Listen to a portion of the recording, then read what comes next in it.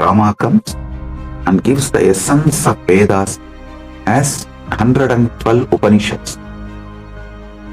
Then Krishna comes, reveals the essence of the Upanishads as Bhagavad Gita.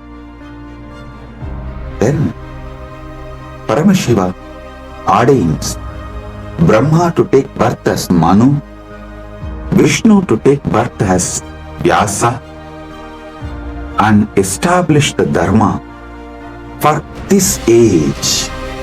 Then Brahma comes as Manu, gives Manuvadi Dharma Shastra, the Manusmriti. Vishnu comes as Vyasa, gives an amazing book of books called Brahma Sutra.